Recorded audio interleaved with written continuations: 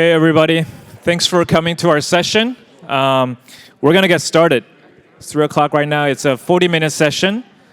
We have esteemed panelists here, and so we'll get rocking. I think to get started, you guys can all read, the panelist bio on a little ad, but I think a little personal touch would be nice. So if you guys can share, obviously, your name and where you're from, but sort of answer the question of why did you get into language learning? Why did you get into the education sector, right? And then sort of hearing that story would be really beneficial for all of us. So why don't you kick it off? Sure. Thank you, Robert. Hi to all. I'm Nicolas Fuenzalida. I'm the co-founder of PoligLota. We are tackling language acquisition. We're making language acquisition possible by tackling a very important thing, interaction. I'll tell you more a little bit in a few minutes. To answer your question, I'm from Chile, Latin America, and I went to a very good school, and we had English over there. And I didn't learn very much about English over there. I was self-taught, and I learned by myself. And actually, I had an opportunity to go to Germany, so I studied German for 2 years at school. And I was very prepared to go to Germany. And I hopped out of the plane in a small town in Königsegwald in Baden-Württemberg. And I heard German speaking, and I was lost. I realized over there that really language acquisition with no interaction has no future. I didn't have any chance to speak to German people back in Chile. And it took me 2 months, but I did learn German in Germany. So for any language, also for English, this is the key, and that's why I'm here. Thank you. Hi, I'm Mcwilliams. I work at the ETS AI labs. In the labs, we are creating innovative capabilities and prototypes and MVPs to support ETS's transformation from an assessment organization to an assessment and learning organization. I got into education a long time ago when I was a high school teacher. I quickly realized it was the hardest job in the world and I probably couldn't hack it. But what I learned there is that we have a lot of information from students that we're receiving, and we can use it in ways to help teachers educate those students. And that's how I started my journey in education.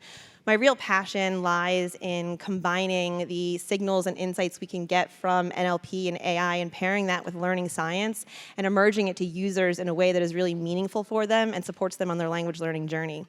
In the labs, we're focused on 3 markets: domestic K-12, global higher education, and global language learning, teaching, and assessment.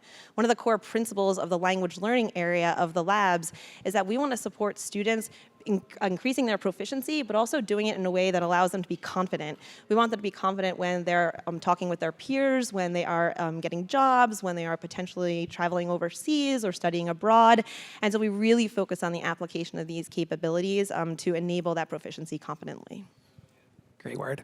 Hi, folks. My name is Quintin Tabor, coming from Orange County. I run Immerse, the first metaverse for language learning. Started in 2017. The premise is pretty simple. Put on a VR headset, and if you're learning Spanish, don't do flashcards.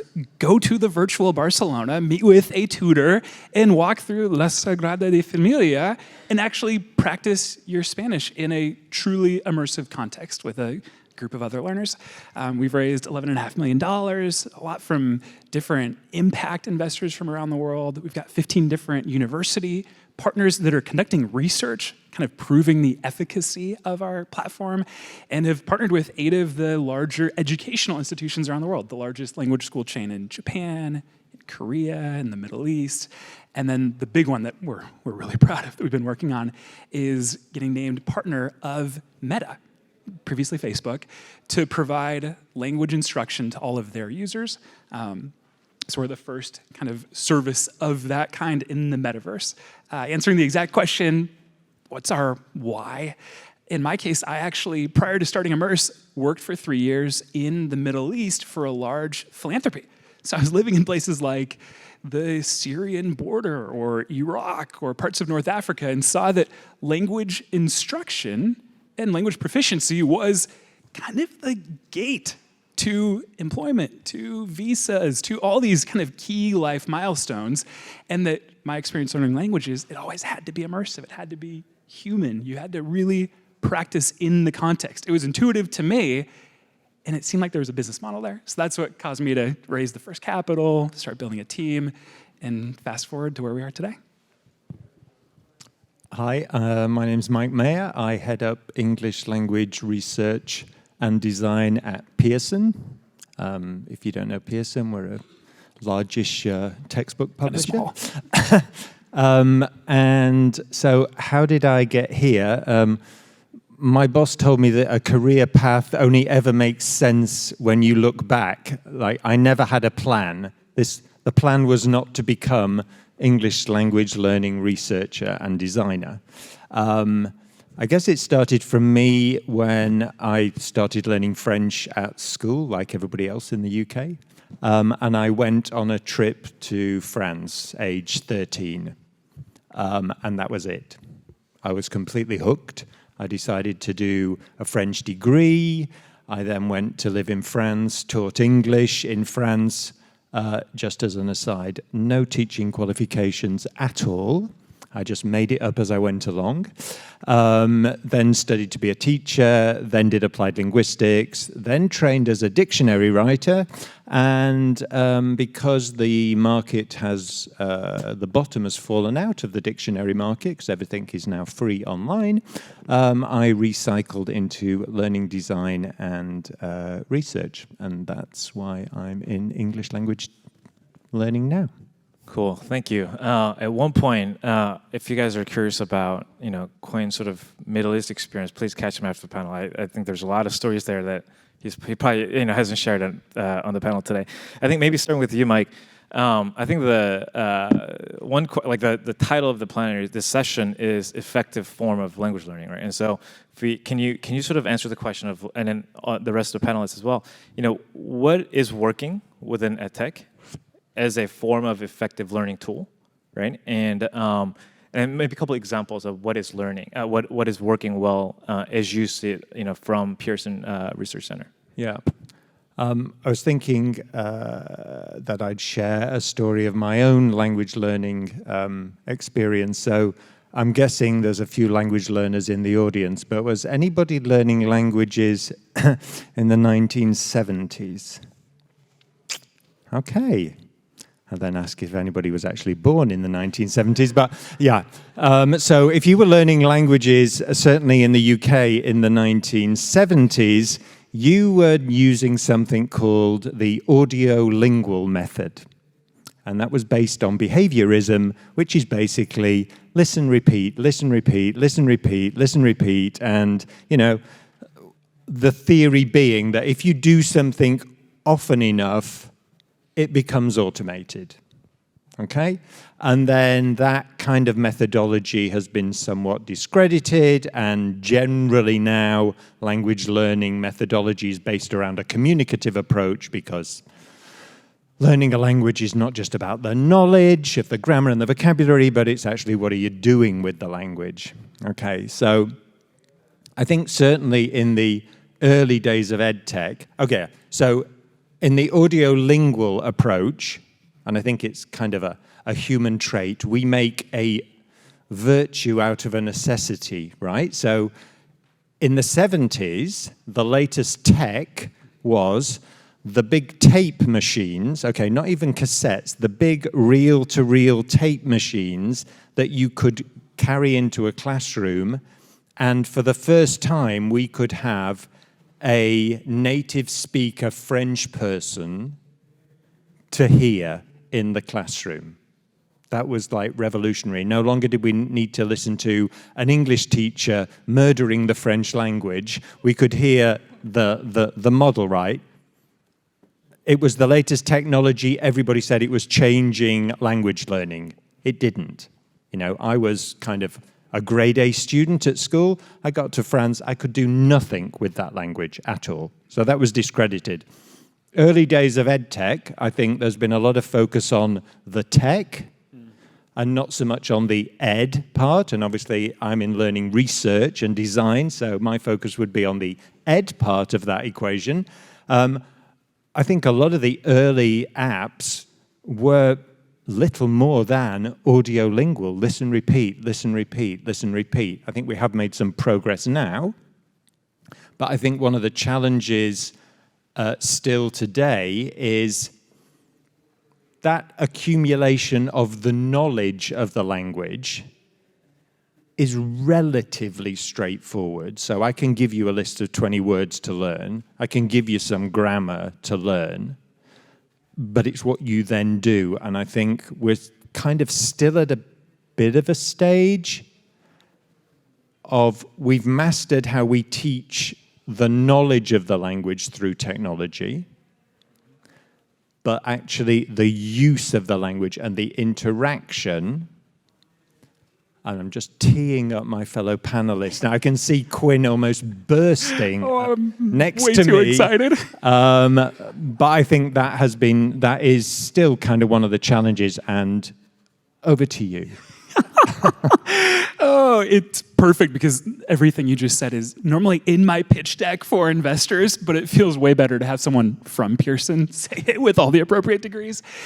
That's exactly it. I think that's experiential for me, and I bet for a lot of us in the audience. If you look at the stats, the major ed tech iPhone apps, and I won't throw any particular one under the bus in case they're here, but they would probably admit to you that there's kind of this glass ceiling in our world we call about A2, which is still pretty much a beginner, and that the trick to kind of burst through that glass ceiling, you have to activate the language. And it really is all around communication. That's the underpinning element.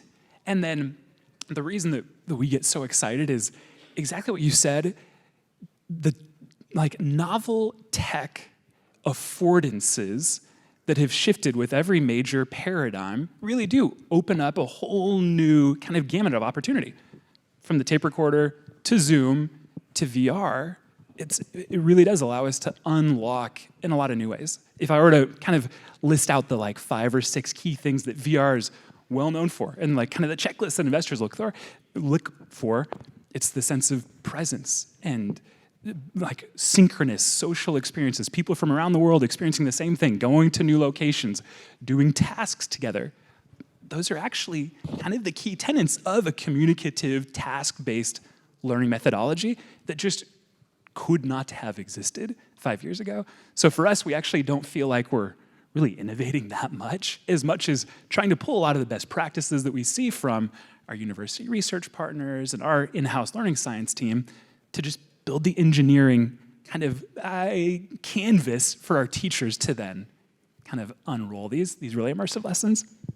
Yeah, so I totally agree with what both of you are saying. What I find interesting, what I hear is missing from this conversation is what are the user's needs? There's a lot of learning science and there's a lot of what, investors look for in your pitch deck. But what I'm not hearing you say is what does the user actually need to reach their individual goals? So to answer your question, where I think we've really innovated is with the UX research. Talking about a story, I was sitting in on a user research study that someone on my team was doing, and the learner who we were talking to was saying she really wants to become proficient in English because she wants to study abroad. She lacks the confidence to do that with sort of a partner or with a teacher, but it's not just the lack of or she doesn't want to just gain confidence in learning the language. She wants to be confident that when she studies abroad, she understands what a campus looks like. She understands where she's going to be going, what the different interactions are going to be, not just the language. And so while we can debate whether these VR goggles are the best way to go, what we're trying to focus on is how do we meet that need in a way that is scalable. And so we're creating these immersive experiences that are a little lighter weight, but we allow this confidence building in a way that is appropriate based on the AI feedback that we can provide. And we also do it in the environment that helps the learner become more confident. So that's just one of the stories that we have, but I think the innovation is really around the user need, and I hope that that is part of the conversations that we're having today as well. Well, this is the perfect introduction. I love what my colleagues are saying. I truly think that sometimes tech is being used it's not being used at the service of education, as Mike was saying, and we have to put it that way. We have to allow tech to open up roads, to open up new intelligence. So everything, not everything, many of the things that we do here now in tech, in language acquisition, has to do with putting everything inside of an app or a PDF or more accessible or with more, I don't know, animals and colors. And we have to do, what we have to do, go to the basis of it and use tech to scan our brains and our progress. So one of the things we do, we put together people in small cohorts of 6 people with a teacher, and we have a system that tracks everything they do. Speaking time, how are they acquiring new skills, in what capacity, and in which timeline, how much are they spending on acquiring a new language or a new level. So that gives us so much data, and we're using all of these platforms, and they have all of this intelligence to tell us what are the best paths for someone to really achieve a new language, which is key for progress, for impact. And in Latin America, many people, will go to that maybe later on, but it is so important for us to learn English and other languages. It allows us to apply to better jobs and a better future. So yeah, that's one of the things that we're doing and what we have to push forward. So I think, did you want to chime in? No, I was just going to say one of the words that Cara said that I wanted to pick up on was scalable. And I think that is one of the great things about tech, is that as we're seeing more and more people who want to learn languages, who have to learn languages, governments who are introducing languages younger and younger, there aren't enough teachers to teach all these people. And one of the great things about technology, whether it be teaching, learning, assessment, is that it's scalable. But what's important, I agree with you completely. It's scalable, but not in a But I don't think in a generalizable way. No. I think that there are a lot of underlying capabilities that can certainly be repurposed for different populations around the world. But what's important, again, to go back to the user need, is understanding how we can leverage that technology at scale to meet specific needs of specific populations, and importantly, collect the data that we need to train the models appropriately for those populations that we're serving in those specific geographies. So it's about scaling the underlying technologies and then making the learning solution that we deliver appropriate for the specific user. Absolutely. They're actually really good friends, and they go way back. Yeah. I just wanted to make that very clear. But I think that what excites me now is the fact that the whole of the time I've been in language education, we've talked about personalization of the learning journey. And actually, unless you're doing one-on-one tutoring, that is not happening. But AI and technology, I'm not saying we're there. Are you going to say, but we're there? No.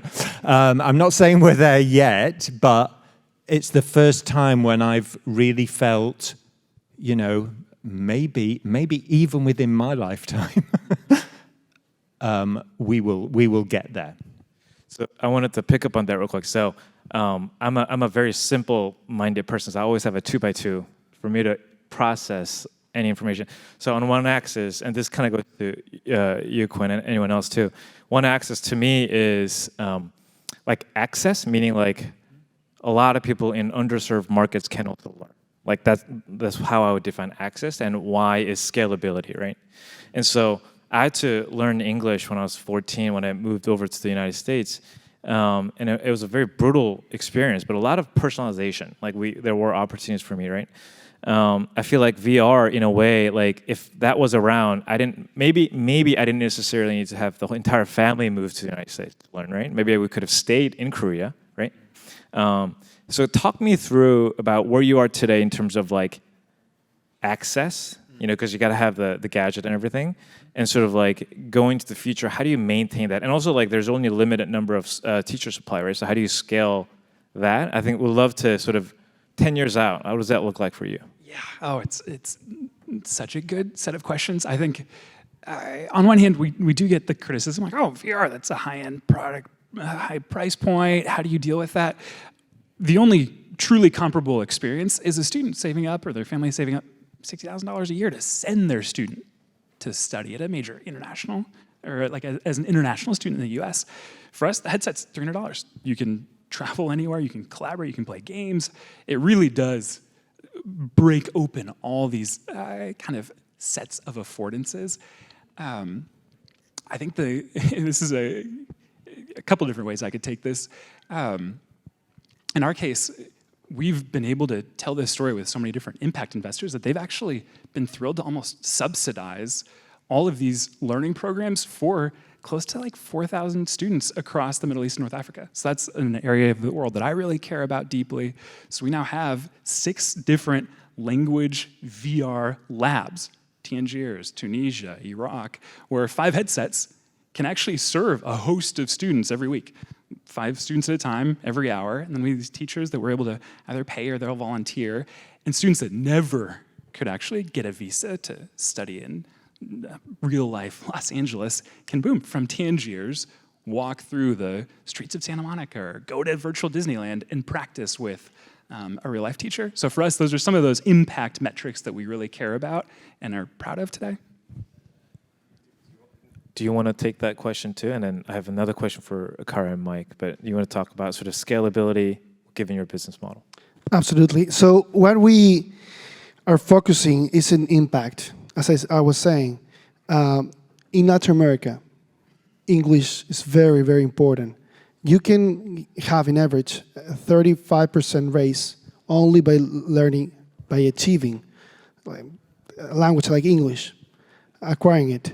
So, and less than 2% of the population are really able to hold a real conversation. It's insane. So many governments, people, companies trying to solve this problem. So we're focusing on impact, trying to make it more accessible, but also to make it efficient, to make it possible. So because so many people are doing the wrong decisions, repeating, using content, not really interacting. So our solution is focus on allowing people to join, to have an immersion program. We also talk about immersion, about traveling to New York, having a cup of coffee like in your home. Yeah, we use the same examples, it's insane. So for us, we're allowing people paying $500 for a whole year of learning and getting them from zero to be able to have a new job. So this investment, and we have all kinds of agreements and partnerships with banks and companies that are allowing us to reach to more people with less access to capital, so they can really get into this. And we have now people from 29 countries joining in. Most of our students are in Mexico, Peru, Chile, Colombia, and United States. But we now have 22,000 students making 8,000 sessions every month. So we're really thinking we're impacting 22,000 families that will get to the next step thanks to us and thanks to everything we're doing. So I think scalability has also, it's linked to what you can accomplish with language. Yeah, and then what's really beautiful about that is it's not part of this session, but I'm sure there's a panel on this too, on whether that's an income share agreement or outcome-based financing, where if learning the language can directly lead to a higher economic opportunity, then there's an opportunity to underwrite a loan there, right? And so I think that's really beautiful. So Kara and Mike, but maybe Kara first. I think when I think about all the experiences you guys had, and kind of going back to like what does the user need, like I love to just double click on that. Like how do you do that? You know, first of all, like how do you know what the user needs, right? And you mentioned AI, so I want to double click on how that's helping. And then are you seeing like a lot is edtech sort of ignoring that user-centric view? Is that sort of, and so those two things I'd love to. Yeah, I love that question. It's a great question. One of the reasons that I now work at ETS. I was at Pearson before, but one of the greatest things about ETS is that we are a not-for-profit organization, and so we don't have shareholders who we have to respond to, and so we have the opportunity to really dig in and spend the time to understand what the user needs are. I think sometimes when there are, when you have to respond to these things, you have to worry about the P&L all the time. It is easy to say, let me not stop, find a representative sample of users, spend the time to really talk to them, and understand, not just, you don't ask them what their needs are, just understand, what is your life like? What do you do on a daily basis? What does your language learning journey look like? Where are those pain points? And understanding it from the user's perspective in their own context. Because we certainly, all of the user experience researchers in the labs have their own perspectives and bring their own biases into those conversations. It's about really trying to build that empathy for the user and ask them what their life was like growing up, what their challenges are now. And then once you take that time, it's about applying the learning science in a way that meets that need. The user is never going to tell you what they need. The user is going to tell you what their perspective is and where their challenges are, and then we use science to support that. I might suggest that some ed tech companies maybe don't spend that time to do that because they're worried about getting a product out to market really quickly. Of course, digital products are never done, so we can always iterate on them and optimize, but I just feel so fortunate to work in the labs where we have the opportunity to spend that time and really get to know our users. Maybe you guys can partner with a lot of these, for-profit models, right? For sure, yeah, I think there's great opportunity there. Go ahead. I just wanted to, your second question on the AI is the question, how do we leverage AI to support that? So what we know from the years of user research that we've conducted is that there are 3 primary needs that all users have. They want to learn efficiently, so they want to be able to meet their unique goals in an efficient way. They want flexibility, both through personalization and how they engage in those learning experiences. And they want dynamic insights that allow them to make important decisions along their education and workforce journeys. So we leverage AI in a way that enables those efficiencies, flexibilities, and insights. And then we are able to meet their unique goals through that personalization that I agree we are not there yet, but we're getting close to. The other way I think it's important that we use AI is to be socioculturally responsive. We want to make sure that through this personalization, and we can use the AI to sort of localize some of our solutions in these different geographies, so we can make sure that the way that a learner is engaging is appropriate for their sociocultural backgrounds. Well, that's beautiful. The partnership sounds really attractive from an investor perspective, because I think as an impact investor, we think a lot about the genuine impact of edtech companies, and one can argue that edtech by definition is an impact, but there is a group of investors who say, no, we want more, right? We don't want just, not every edtech or healthcare tech is impact, right? And so I can see for-profit models that are very good at what they're doing, partner with an organization like you guys. Mike, we talked about bias and intelligibility, and I don't know, that was very refreshing to me, because I grew up in Korea and everybody would sound like the American, right? And then like now, if you think about Asia, Southeast Asia, other parts that are learning the language, and it's like the goalpost is a little bit different. Yeah. So, recently there has kind of been a shift, I think, primarily led by assessment companies, I would say. Can we agree on that? Yes, we can agree on that. ETS and Pearson agreed. You heard it here first.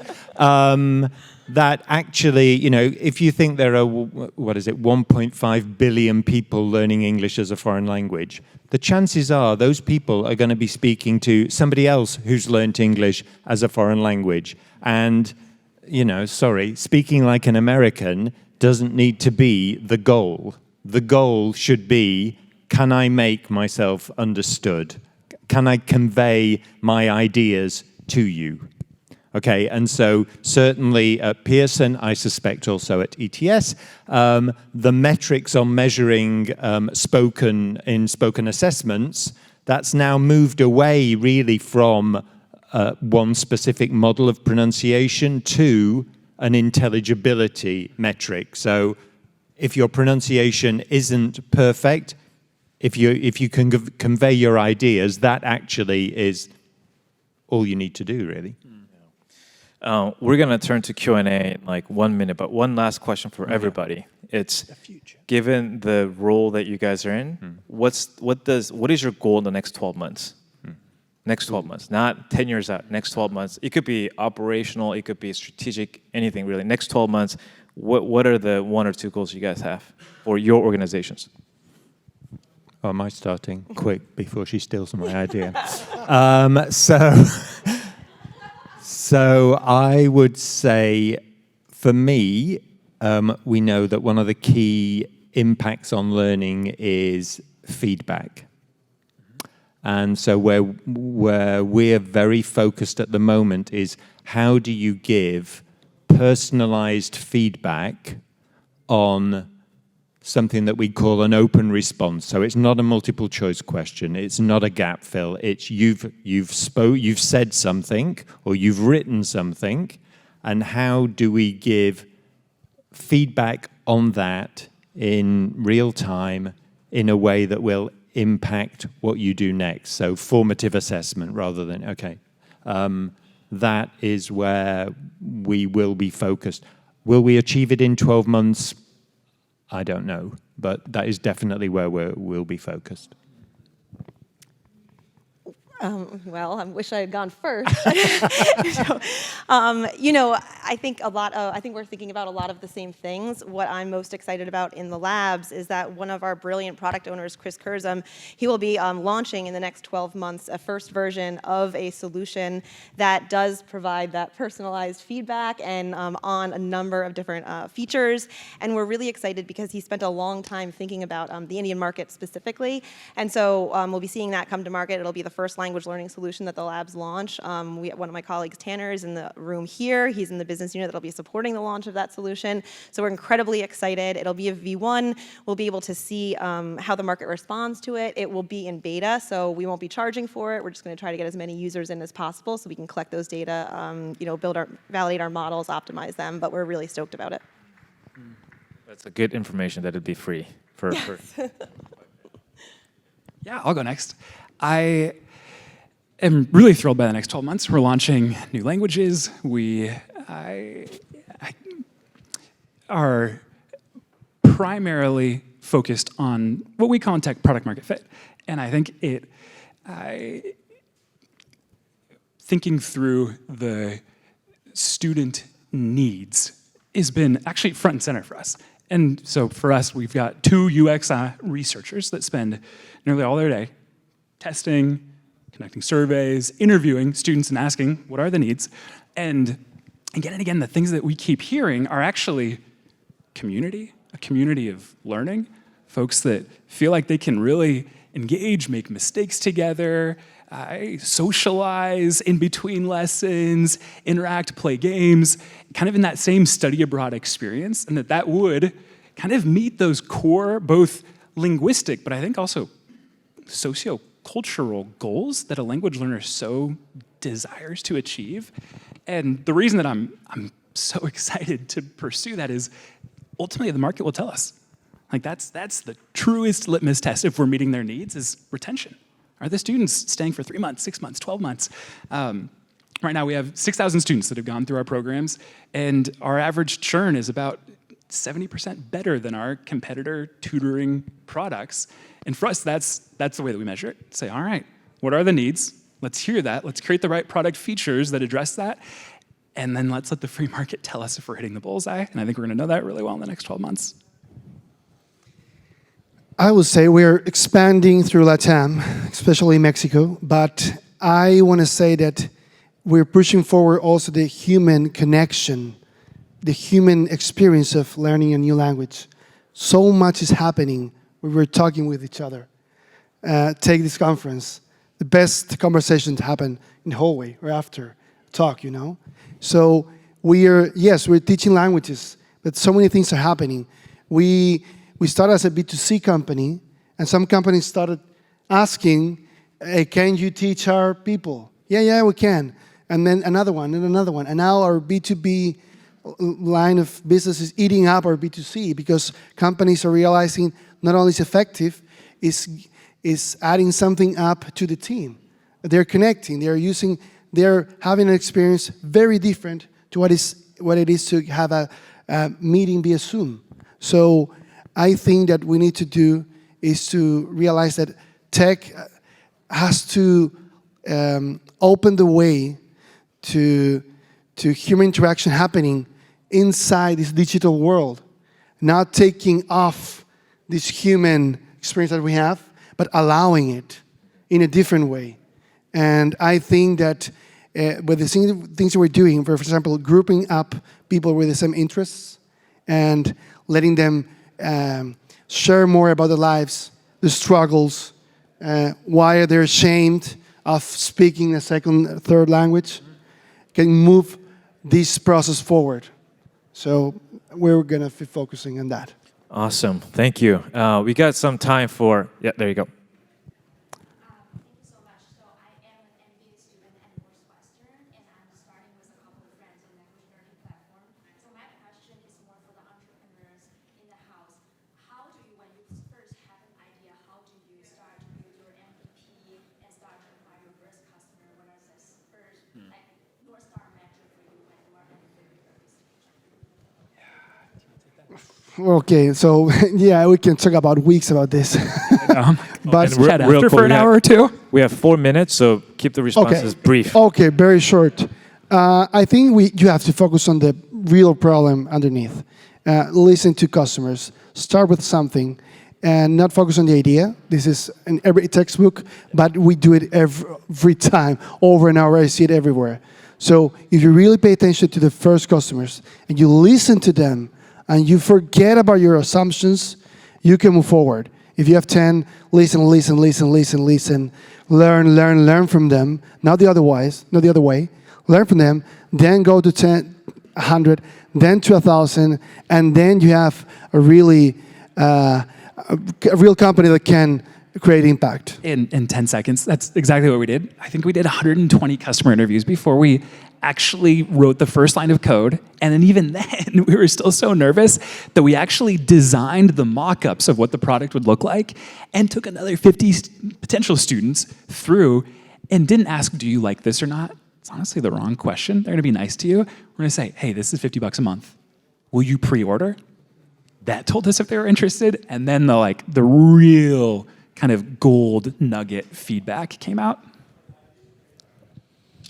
I've got a question around the word effective in this context, because I think one of the challenges that we struggle with EdTech is measuring efficacy of the technology itself, especially when there is a teacher involved or a hybrid model. So what if you could talk a little bit about how do you measure effective? How do you say this product is effective in the context of language learning in digital environments? I'm going to go first.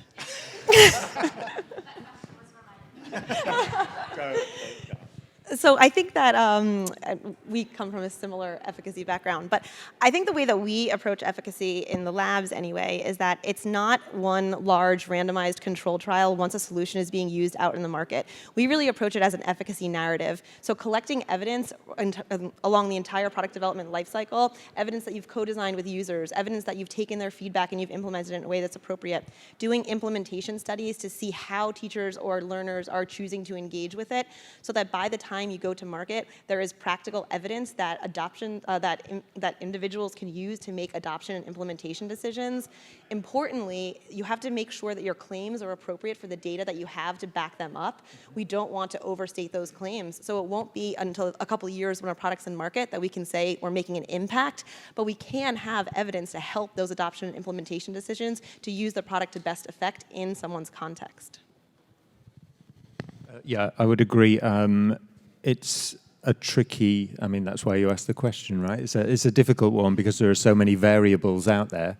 All I would add to what Cara said is I think it needs to be qualitative as well as quantitative research. So, you know, the user stories, like interviewing the students, and as well as collecting the data. And absolutely, don't then make claims which you've, 1 + 1 suddenly means you'll be fluent by the end of the week, right? Yeah. So you had mentioned the glass ceiling, breaking through the glass ceiling, right? I really have to challenge that metaphor because I think for any second language speaker, it's an opaque ceiling, and it's one that never disappears, right? We all know to speak a second language, it's always an obstruction. So we translate for ETS